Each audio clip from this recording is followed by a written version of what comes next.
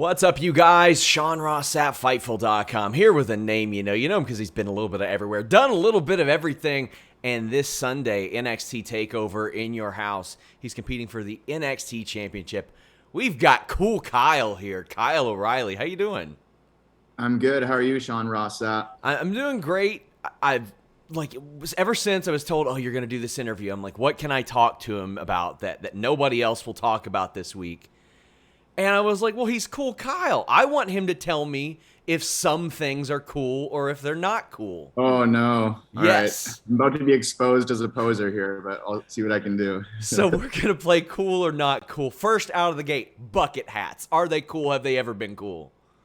I've never really been a bucket hat guy. I mean, Gilligan's Island, he pulled it off. I can't believe they're making a comeback now. I remember in the 90s, I never really liked the bucket hat. Now, the other day, I was at the mall and they were everywhere. So I'm going to go not cool, but I know I'm probably wrong. Scarlett singing Karrion Kross's theme as he's walking down to the ring. Is it cool? Is it not cool? It's pretty cool. It's pretty cool. She's got some pipes, man. She can sing. She does, and the whole presentation of it, the music, the fog, they pair really well together, and it's extremely, extremely badass, in my opinion. Giant Lex Luger figure from 1991. Is it cool? Is it not cool? Very cool.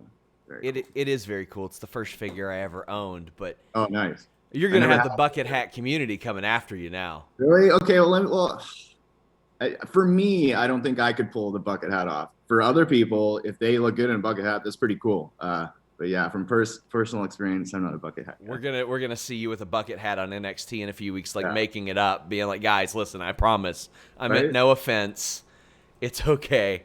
So you got this huge match, NXT Takeover in your house. Did you grow up on In Your House? I mean, it's a huge part of my youth. Todd Pettengill, the association is so cool, and you're competing at In Your House now. Yeah, last year when they brought In Your House back,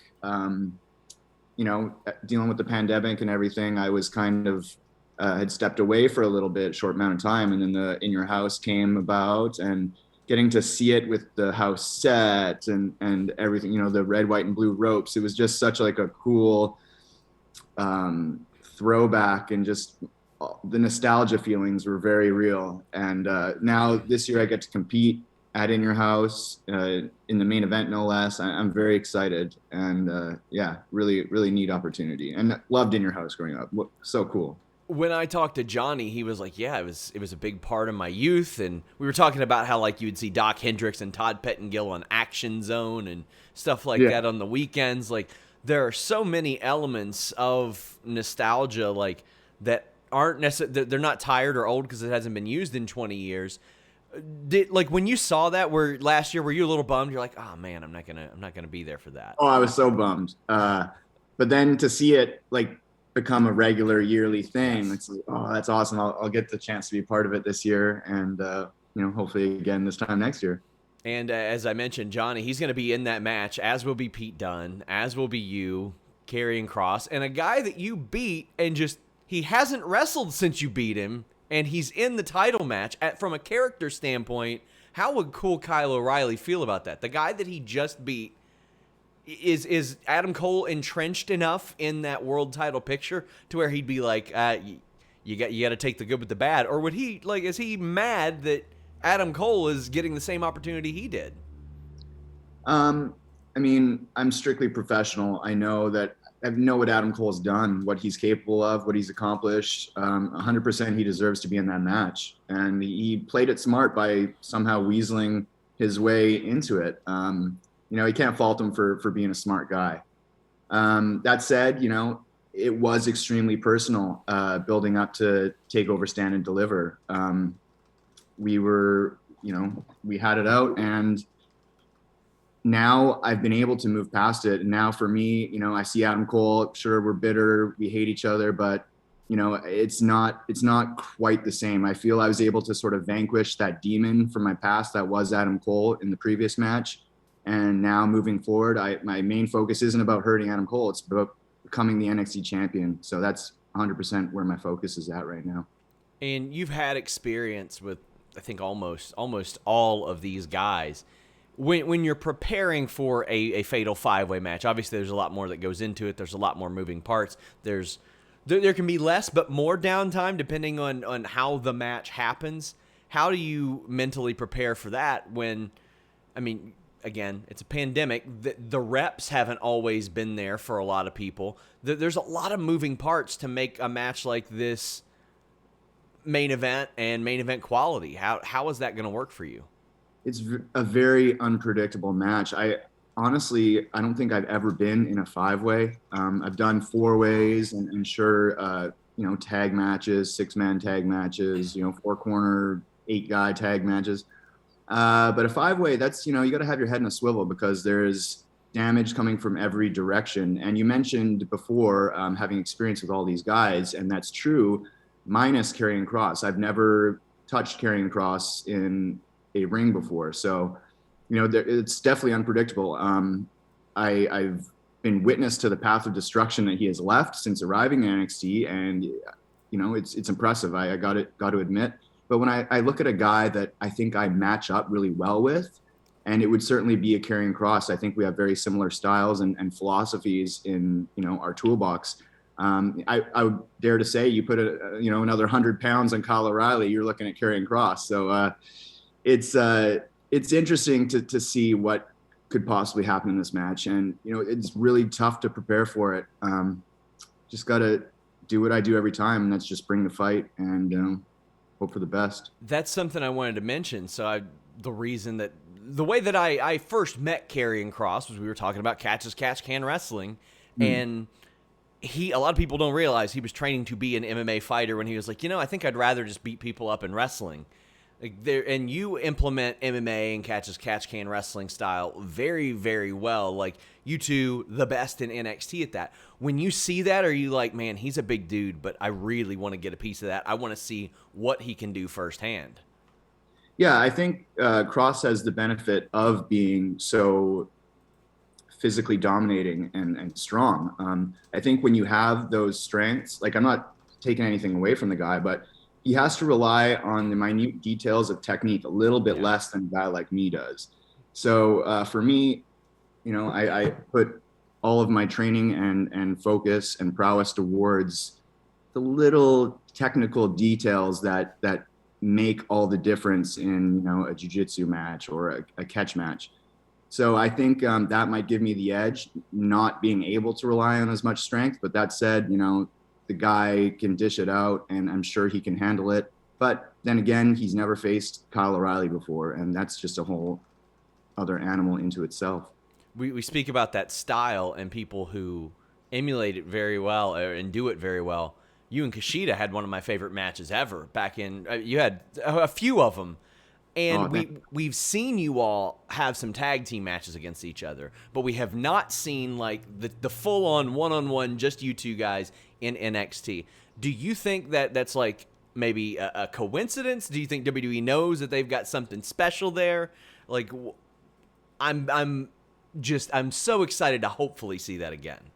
Yeah, I'm as excited and as curious as you are, man. That's something I'd love to play back and give to a whole new audience here in WWE and NXT. We fought in multiple continents all over the world against each other in singles matches.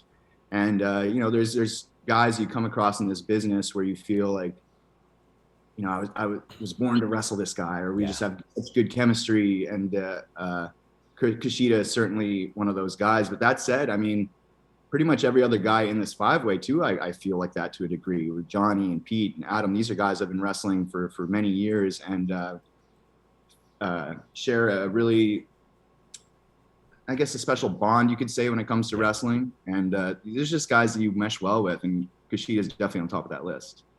We mentioned you maybe not being in a 5-way match before. We have seen you in a bunch of WarGames matches, and that'll be happening sooner than later, within a few months probably. When you're told for the first time you're going to be in a WarGames match, what goes through your head? How you feeling?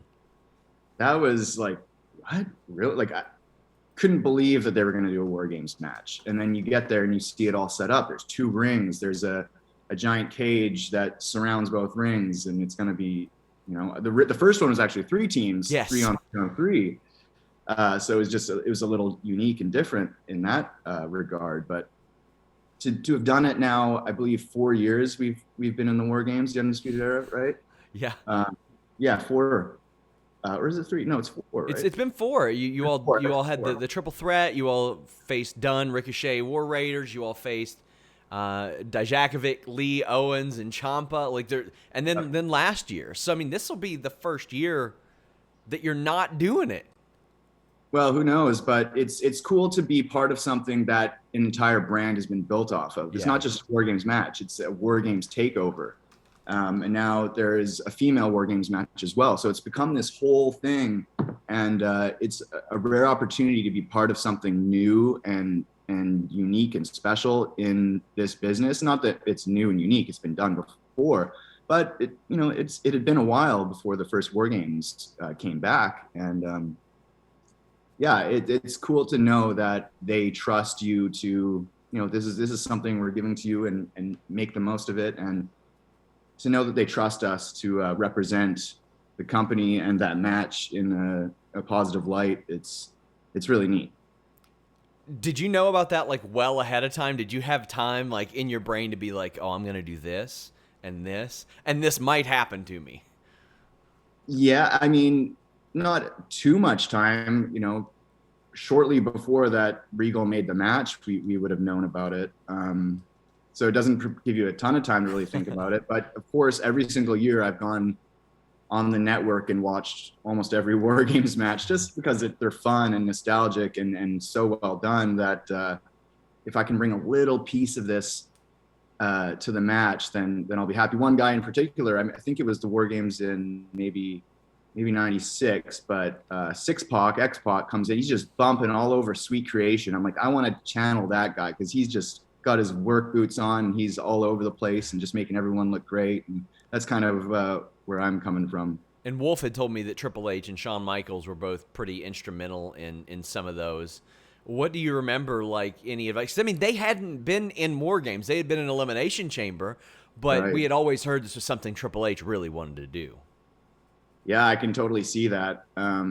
They just do a really good job of inspiring us without fully telling us what to do. They just give us, here's the canvas and here's the paint, and you guys paint your picture. And they've always been really pleased with everything we've created, and hopefully those opportunities will keep coming. Now, as we wrap up, a reminder, guys, In Your House, June 13th, NXT title match, but we've seen the pandemic obviously cause people to be less active. We haven't seen people having dozens and dozens of matches over a year. WWE's about to head back out on the road. How are you feeling? How are you preparing for such a thing? I mean, I'm sure you're staying busy in training, of course, but I mean, your schedule is about to change. And as you mentioned, you missed a few months last year. There were a couple months where you didn't wrestle this year. How are you feeling mentally and physically leading into that? Just plain old excited, man. I can't wait to get back into crowds. I mean, of course, everyone's saying that. It's so cliche at this point. We just want fans back, but it's true. We do. It makes all the difference in the world. And, I've been a wrestler for going on 16 years, and I've spent a lot of that time traveling. This has been the longest time I've gone without even being on a plane since I started wrestling. I mean, it's been 14 months since I've been on a flight, 15 months since I've been on a flight. It's crazy.